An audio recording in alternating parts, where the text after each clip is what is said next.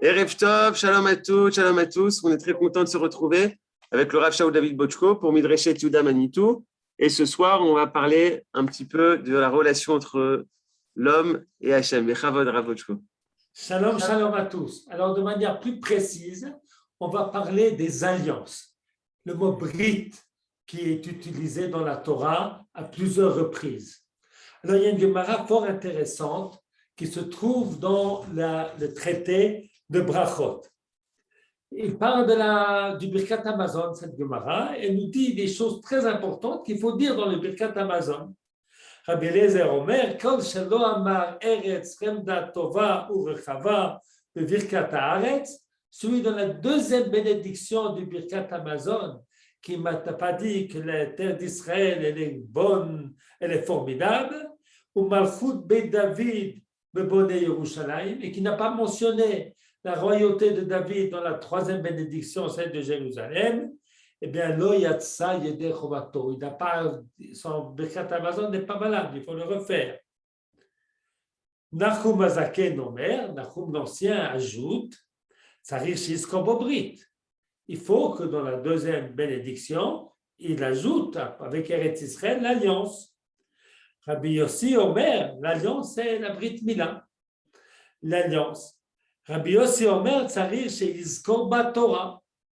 Rabbi Yossi dit, eh bien, il faut également qu'il mentionne Torah. On parle d'Eretz Israël, il faut parler de l'alliance. Eretz Israël, c'est pour le peuple juif. Donc, on ne peut pas remercier d'Eretz Israël sans parler du peuple d'Israël.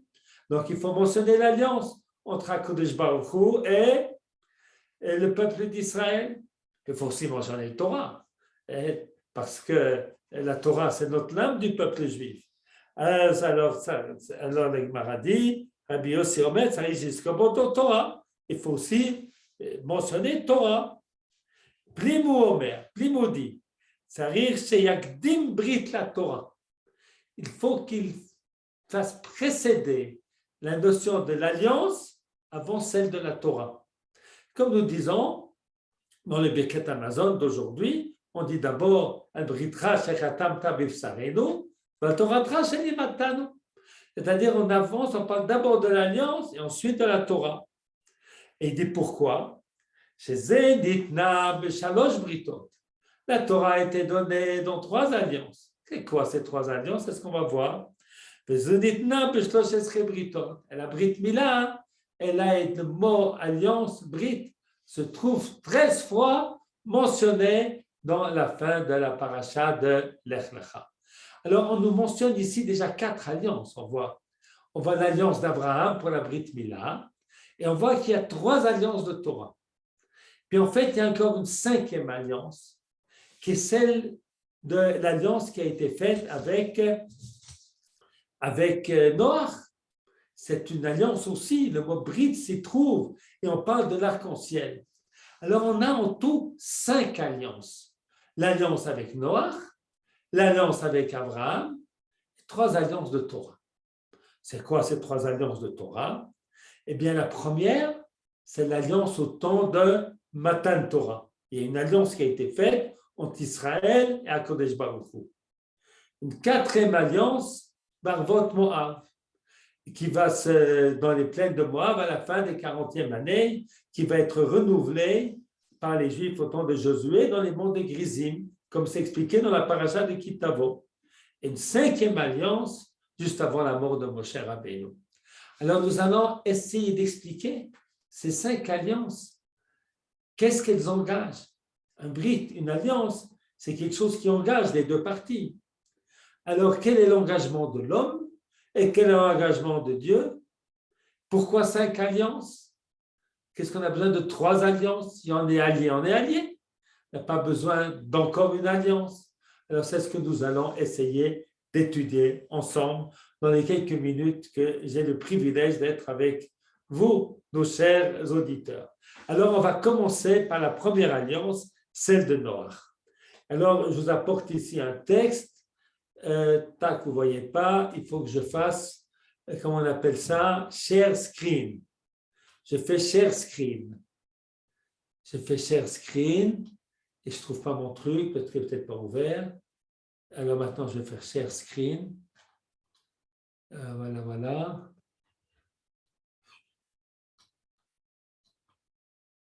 Est-ce que vous voyez? Oui, Rav. Vous pouvez Eh bien, augmenter. c'est formidable. Et on m'entend, et on me voit, et on voit les Vous sources. pouvez agrandir un peu, Rav? Comment je peux agrandir les sources? Oui, je peux agrandir. Yofi, Toda Rabba. Voilà. Alors, on va parler de la première alliance, celle avec Noach. Alors, Dieu dit, voilà, je vais tenir mon alliance avec vous et avec vos générations après vous. Je vais accomplir ma promesse. Il ne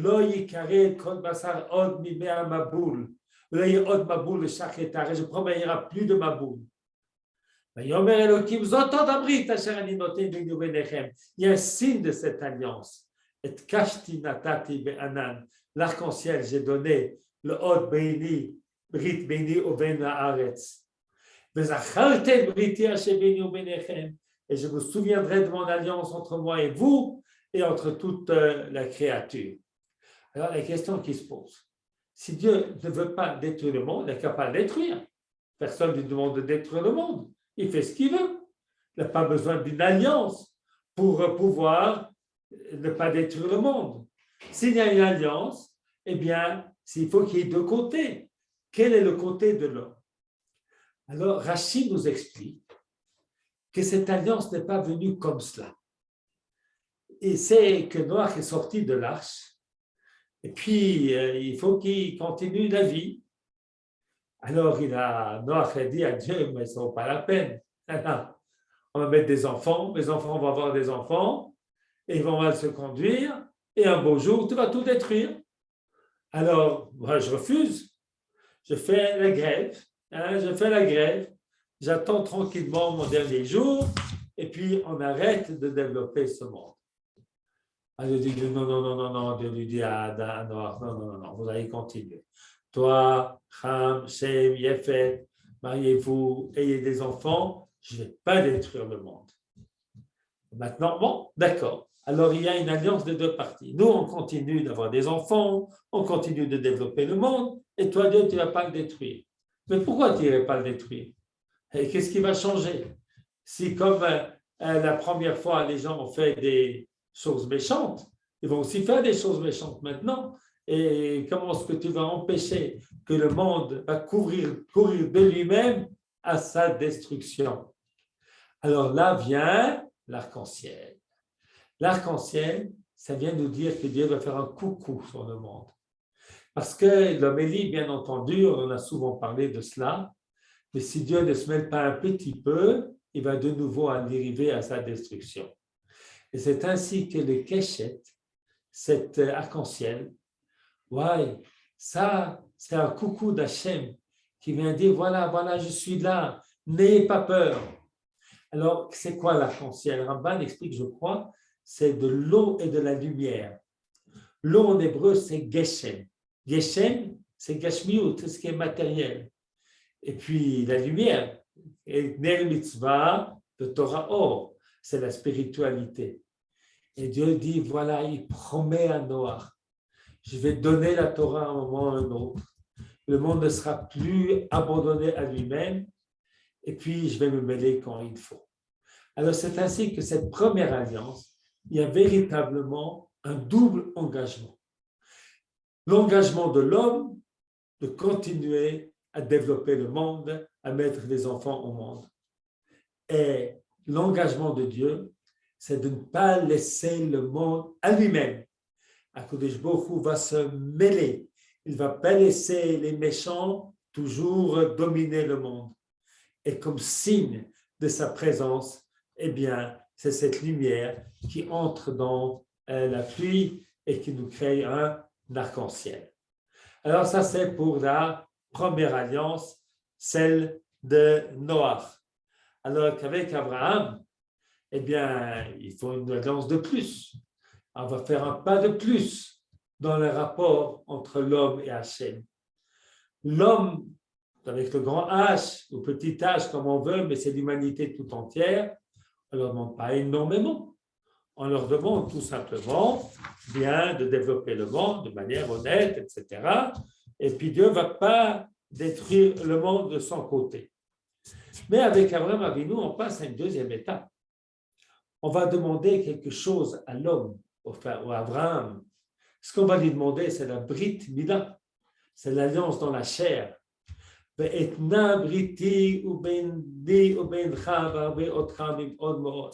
faire une alliance entre moi et toi, et je vais te donner une grande et belle descendance. Tu seras père d'une multitude.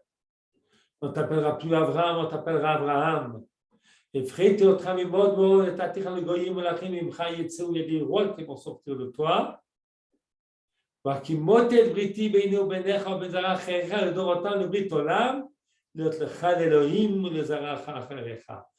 vais avoir une ashgacha particulière pour toi et ta descendance. Et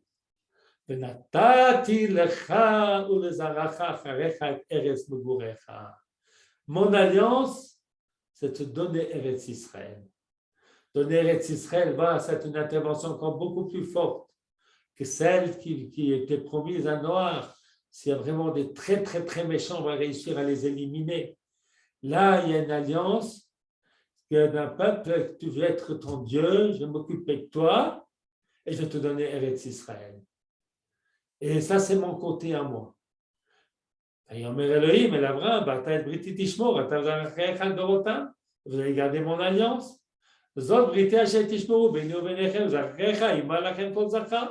Eh bien, vous allez faire la Brit Mila. Alors, la première alliance, c'est Dieu qui fait le signe avec l'arc-en-ciel.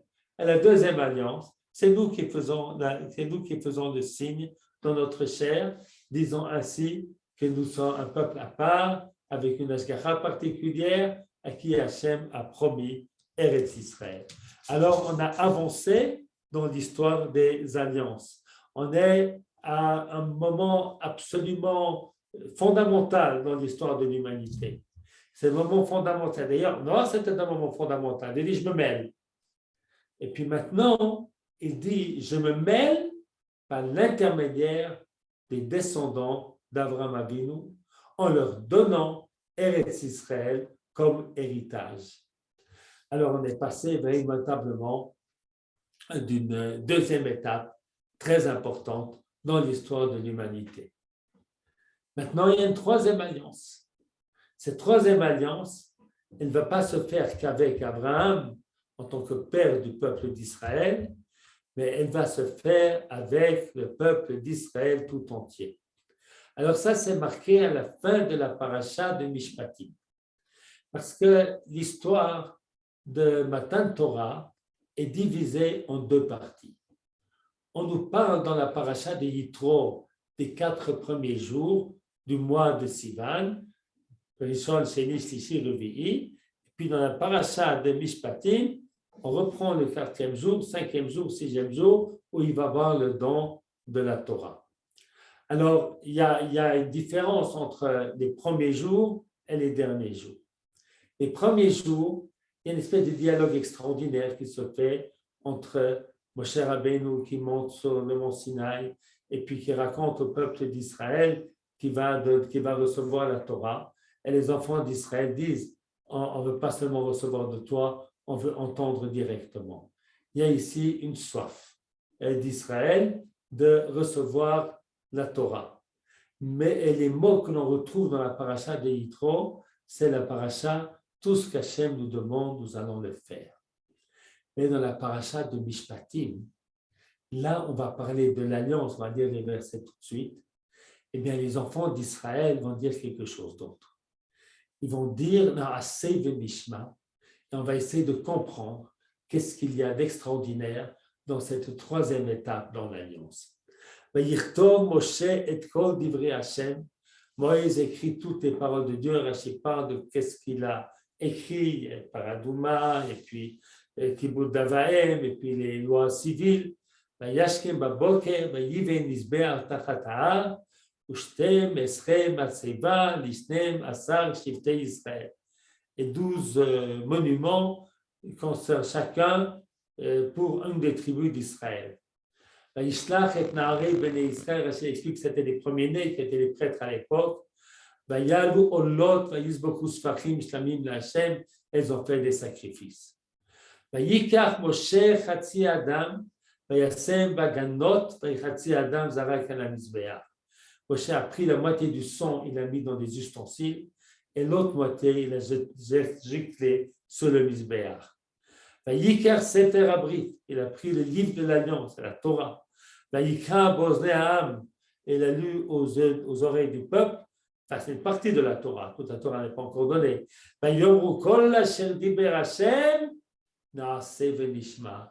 Ils ont dit tout ce que Dieu a parlé. Ils n'ont pas dit seulement on va faire venishma, ce qu'on va expliquer ce mot.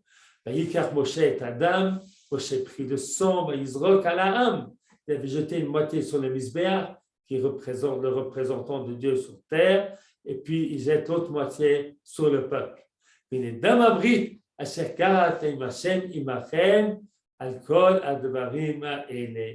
Voici donc le son de l'alliance. Alors, qu'est-ce qu'il y a d'extraordinaire ici? Eh bien, il y a le peuple d'Israël qui accepte la Torah. Et il y a Dieu qui donne la Torah. Maintenant, Dieu donne la Torah, le peuple d'Israël accepte la Torah. Mais il n'accepte pas la Torah comme ça. Il accepte en disant Naaseh venishma. Alors, la Gemara explique dans le Sechet Shabbat, et tout le monde connaît, c'est Agadot, que les enfants d'Israël ont reçu 2 couronnes, une pour le Naaseh et une pour le Mishma, une pour on va faire et nous on va écouter, et puis que c'était un grand mérite, chez Gdimu Naaseh le Nishma, qu'ils ont précédé le faire au Nishma. Alors évidemment, on ne comprend pas. On ne peut pas faire si on n'a pas entendu. Alors il faut comprendre que Nishma, ça veut dire pas entendre, ça veut dire entendre comme au français, j'entends. J'entends, ça veut dire je comprends. Naaseh venishma, on va comprendre.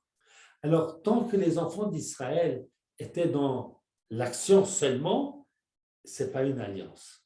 C'est une fois qu'ils disent Naaseh venishma, ça veut dire qu'on va recevoir la Torah que tu nous donnes, mais on va essayer de la comprendre.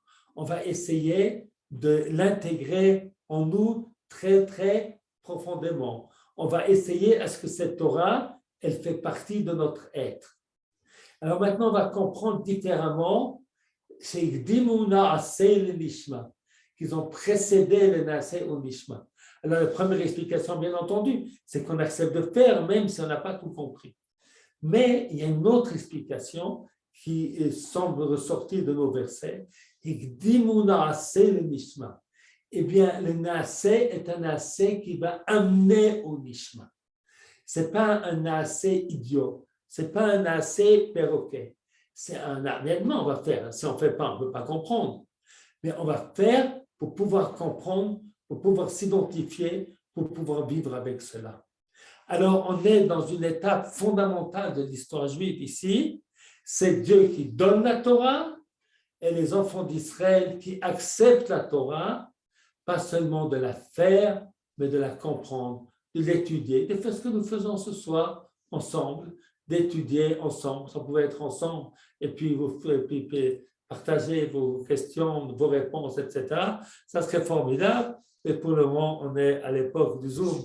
Alors on fait comme ça. Et bien, ça, c'est cet engagement. Ce que nous faisons maintenant, c'est grâce à l'engagement qu'ont pris nos ancêtres au moment du Sinaï.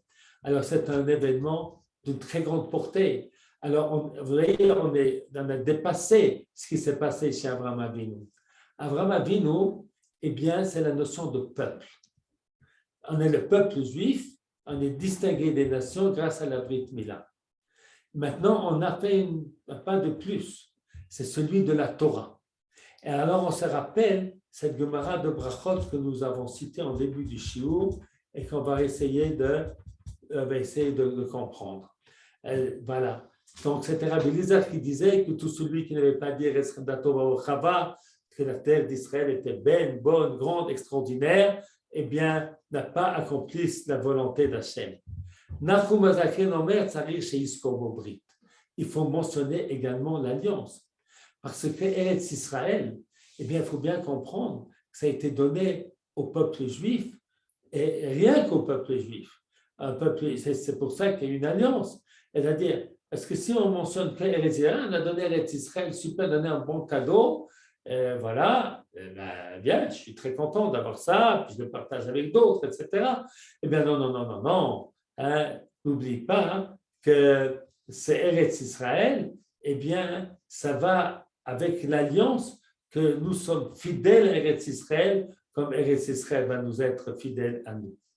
Puis bien entendu, il faut mentionner Torah, parce que si nous vivons en Israël sans Torah, et finalement on va être un peuple comme tous les peuples. Alors on va pas, c'est plus le peuple juif, il n'y a plus rien d'extraordinaire, il n'y a plus rien de fantastique, il n'y a rien de spécial. Alors il faut mentionner Torah, parce que Eretz Israël doit rimer avec Torah. Alors nous avons ici le triptyque d'Eretz Israël, de Torah Israël, et puis de Am Israël. Eh bien, on nous dit ici qu'Am Israël précède Torah Israël. Ça passe avant. C'est-à-dire que Dieu a donné la Torah au Am Israël. Il a donné la Torah au peuple juif. D'ailleurs, c'est ce qui ressort dans l'histoire. Parce qu'avec Abraham Avinu, Dieu n'a pas parlé de Torah. Dieu a parlé d'Eretz Israël. Dieu a parlé du peuple juif. Dieu a parlé, tu vas avoir des enfants, vous allez être un peuple. Il n'a encore pas dit, et ce peuple va recevoir la Torah. Il a peut-être fait des allusions, mais ça n'a pas été l'essentiel de son message. L'essentiel de son message, eh bien, de Dieu à Abraham, à Israël, à Jacob, vous allez recevoir Eretz Israël, et vous allez avoir beaucoup d'enfants, vous allez être un grand peuple, et qui va, voilà, être un peuple, le peuple à moi, mon peuple à moi. Ça, c'est ce qui se passe avec Abraham Avinu, et c'est seulement après qu'on va recevoir la Torah. C'est-à-dire qu'un Israël, la notion de peuple juif, eh bien, elle précède la notion de Torah. Donc, il faut faire attention que lorsqu'on fait Torah, eh bien, on ne va pas se diviser de notre peuple. Hein, il ne faut pas que la Torah, eh bien, elle soit quelque chose qui fait qu'on va vivre la Torah comme une espèce de religion sans comprendre que nous sommes partis d'un peuple. Voilà, alors ça, c'est cette Gemara fondamentale qui nous explique pourquoi, eh bien, il y a d'abord Brit, ensuite Torah. Et maintenant, on va passer à la quatrième alliance. Alors, la quatrième alliance, eh bien, c'est donc Parshat Ki Tavo.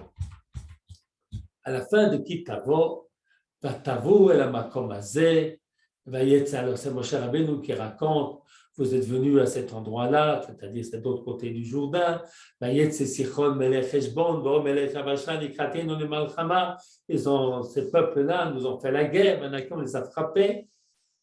ונקח את ארצם וניתנה לנחלה לראובן ולגדי לחצי שבט המנשה, et on a pris leur terre et puis on a donné à Rouven, etc., autour de tribus ennemies. ושמרתם את דברי הברית הזאת ועשיתם אותם למען תזכירו את כל אשר תעשו. C'est le dernier verset de la paracha de Ki Tavo. Vous garderez cette alliance-là. Alors, dans la paracha de Ki Tavo, je n'ai pas rapporté ici les versets, c'est marqué que dans Parashat et Ki Tavo, tout ça, ça va ensemble, que lorsque les Juifs vont arriver, le peuple d'Israël va arriver au mont, en Israël, ils vont aller au mont Grizim, et puis ils vont dire toutes les malédictions et bénédictions. Vous savez, il y a la parasha de Ki Tavo, 11 Arour, enfin 12, avec le dernier, maudit celui qui fait ci, celui qui fait ça, etc. Et puis, il y avait les 6 tribus sur le mont Grizim, 6 tribus sur le mont Eval, et puis le peuple d'Israël va dire, béni celui qui ne fait pas Saverota, béni celui qui ne les fait pas, et maudit celui qui les fait. Qu'est-ce qu'il y a de plus? Eh bien, la paracha de Ki Tavo, c'est la paracha des malédictions. Qu'est-ce que ça signifie, les malédictions? Ça signifie que le peuple d'Israël, eh bien, il fait un pas de plus. Non seulement qu'il fait un engagement, d'abord qu'est-ce que Dieu va faire, mais non seulement qu'il va prendre un engagement de respecter la Torah qu'il a déjà fait au moment de Matan Torah, il va prendre un engagement supplémentaire. Il va dire, Dieu, nous acceptons que ce qui va nous arriver va dépendre de si on va faire la Torah ou pas. On va accepter la notion de bracha ou klala. Alors, il faut savoir, alors qu'est-ce que Dieu fait en échange? Eh bien, c'est que dans Parashat Kitavo, c'est vrai que c'est une parasha de bénédiction, mais aussi énormément de bénédictions. Et c'est-à-dire que dans cette parasha-là, Dieu promet la bénédiction au peuple d'Israël. Vous allez être un peuple béni. Vous savez, comme on a vu avec Yosef, que même en exil, tout d'un coup, il devient important là où il se trouve. Et puis, notre peuple, même en exil, on n'a jamais été, dès qu'on avait la possibilité, on sait tout, le peuple d'Israël, eh bien, c'est toujours fait remarquer, en général, pas des bonnes choses, malheureusement, pas des moins bonnes. Et puis, maintenant, l'État d'Israël aussi fait des choses magnifiques, il fait des choses un petit peu moins bonnes, il fait des choses magnifiques, il y a une bracha extraordinaire. Ce que le peuple d'Israël, en Eretz Israël, s'est multiplié par 10 en 70 ans, c'est quelque chose de fantastique. Il n'y a rien de pareil au monde comme ce qui s'est passé pour le peuple juif en Eretz Israël. Donc, nous vivons cette bracha que Dieu a promis au peuple d'Israël. Et puis nous, on a accepté bracha, et puis si vraiment on ne va pas faire comme il faut, eh bien, on va quand même avoir un certain nombre de risques. D'accord? Alors, c'est ça, important si on voit vraiment la paracha de Kitavo, je ne sais pas, peut-être prendre un chumash sous les yeux, mais c'est vraiment la paracha où il y a énormément de bénédictions et puis énormément de malédictions. Et ces malédictions, parfois de Chazan, on les lit tous ensemble, petite voix, petite voix, petite voix, non? Mais quand même, ça veut dire qu'on a accepté ce rôle difficile.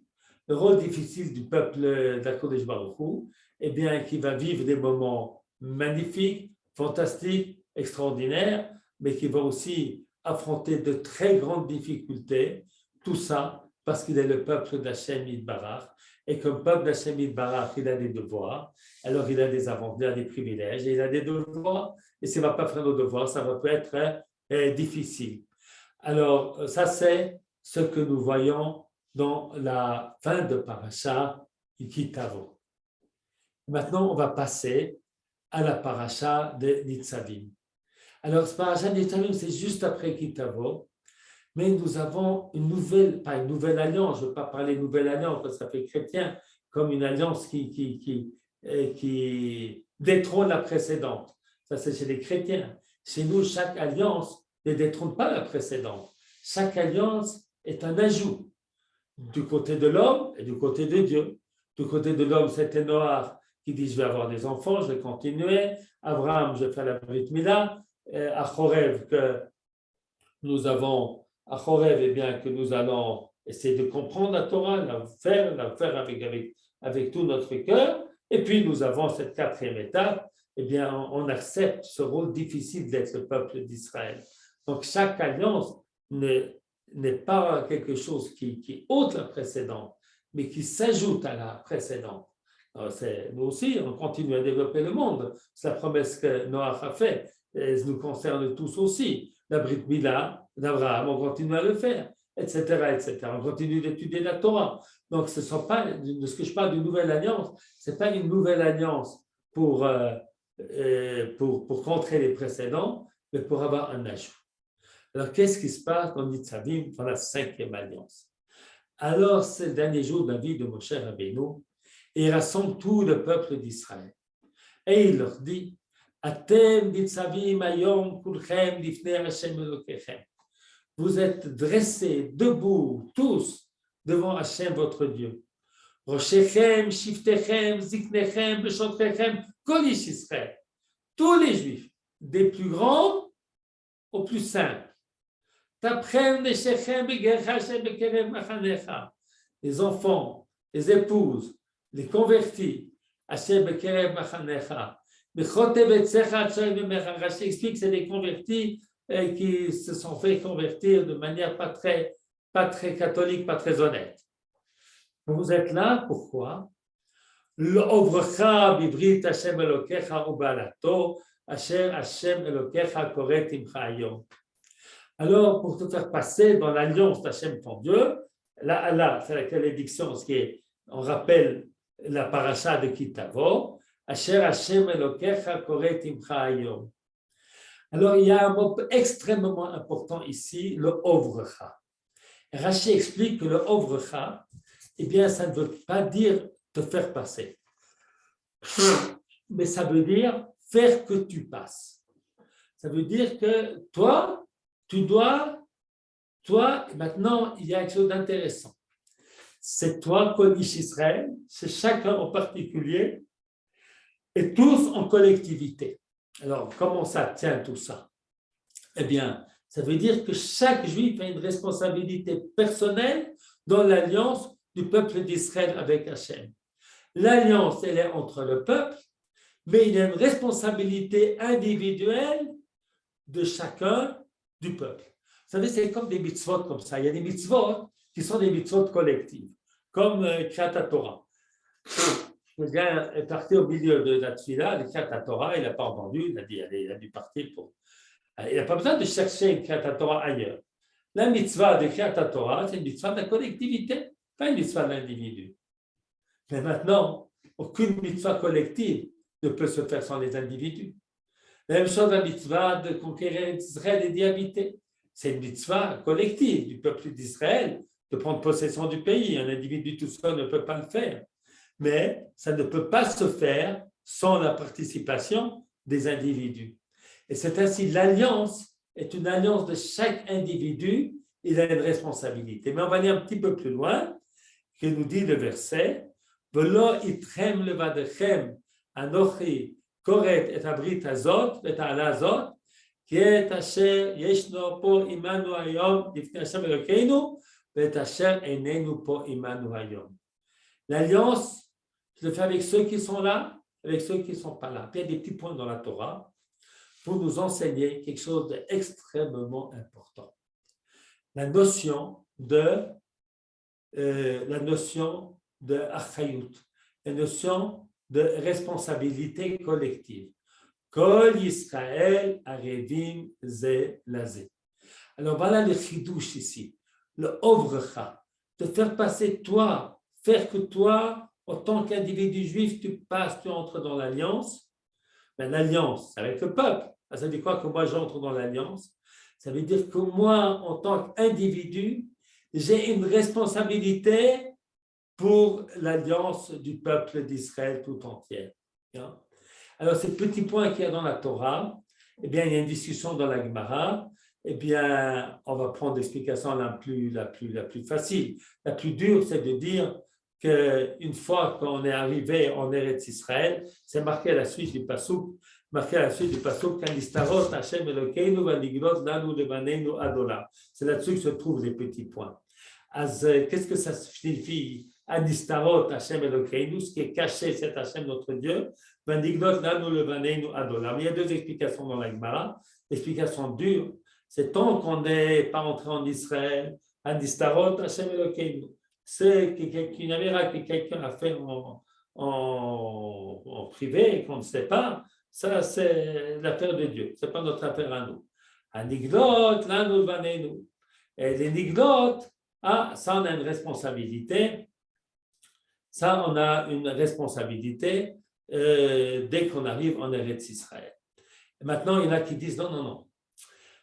Tant qu'on n'est pas entré en Eretz Israël, eh bien, il n'y a pas de responsabilité du tout, ni pour les nistarot, ni pour les niglot. Et une fois qu'on est en Eretz Israël, on a une responsabilité pour les niglot, pour ce qui est dévoilé, et pas pour ce qui est caché. D'après la première explication, cette différence entre nistarot et niglot, c'était en Chutz La'aretz. En Eretz Israël, on a une responsabilité double. On a une responsabilité collective pour tout ce qui se fait. Bon, on ne va pas aller aussi loin parce que c'est vraiment trop dur, mais c'est de voir qu'une fois qu'on est arrivé en Eretz Israël, eh bien, notre dimension, elle devient d'individuel à collective. Mais, et ça c'est important, c'est ça le chidouche de cette alliance, c'est que Balat Avut Hadadit, c'est que chaque individu du peuple juif a une responsabilité personnelle pour cette alliance. Maintenant, qu'est-ce que Dieu nous donne en échange de tout cela? Ça, c'est important de savoir. Eh bien, alors pour cela, il faut arriver jusqu'à la paracha de Hazim. Alors, parce que le principe est, pour le moment, le principe est qu'il faut quand même faire les mitzvot. Mais, comme on a accepté une responsabilité collective, Dieu prend aussi sa responsabilité. Et sa responsabilité,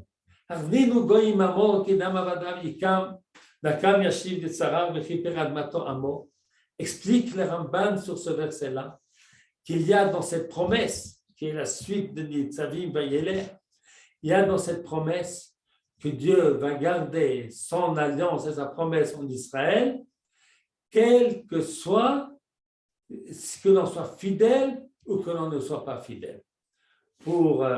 C'est le fait qu'on a pris une responsabilité collective et qui va parfois nous payer très cher.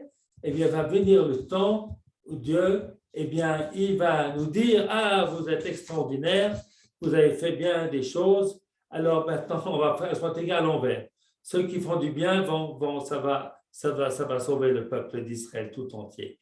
Et c'est ainsi que nous arrivons à un engagement de Dieu de ne pas nous échanger avec un autre peuple, quel que soit ce que nous allons faire.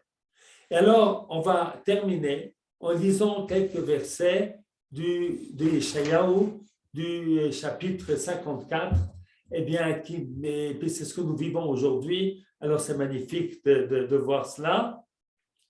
Et on va retrouver le mot alliance dans ces versets-là.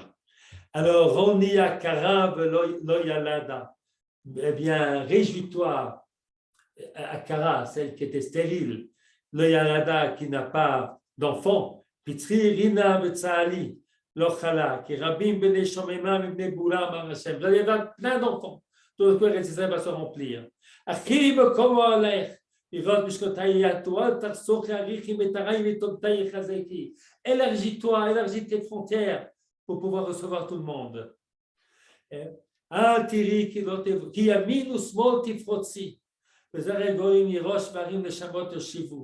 Eh bien, vous allez vous éparpiller à droite et à gauche en Eretz Israël, et ta descendance, eh bien, ils vont dominer les peuples et les villes désolées vont être de nouveau habitées. Al-Tiri Kilotevosh, n'aie pas peur, tu n'auras plus honte. Tu vas oublier la honte de ta jeunesse, etc. Et alors, le verset nous dit,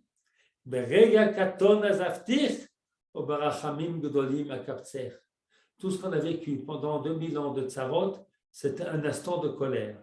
Et maintenant, Dieu nous rassemble avec Rachamim Gedolim, une très très grande miséricorde.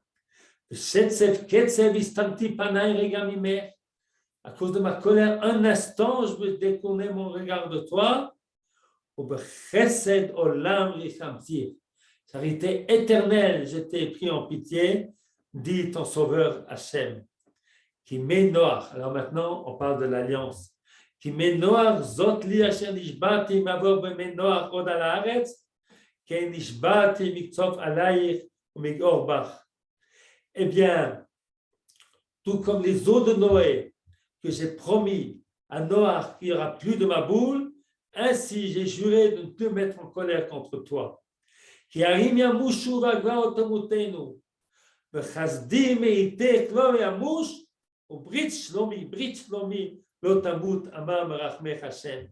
Car même si les montagnes et les collines pouvaient se développer, pouvaient disparaître, eh bien, remèze, allusion que les mérites de nos ancêtres, Abraham, Yitzhak et Yaakov, et de nos mères, eh bien, ne suffisent plus. Chasdi meitech lo yamush. Ma charité, ma bonté pour toi ne va pas t'abandonner. Ou Brit Shlomi Lotamut. Et l'alliance de paix ne va jamais tomber. Alors nous avons, pour résumer, eh bien, nous avons chez Israël 5 étapes et chez Dieu 5 étapes.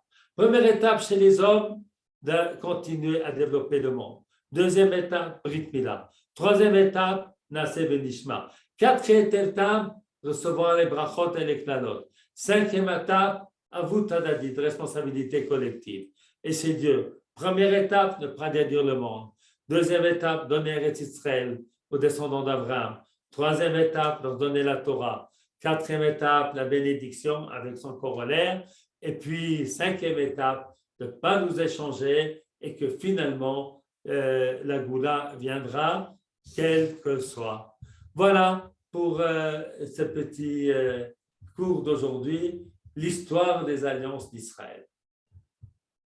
Voilà. Toda Rabba, merci beaucoup, Rav Bochko. Passionnant de voir toutes ces brides. C'est le moment, si vous avez des questions, d'ouvrir vos micros.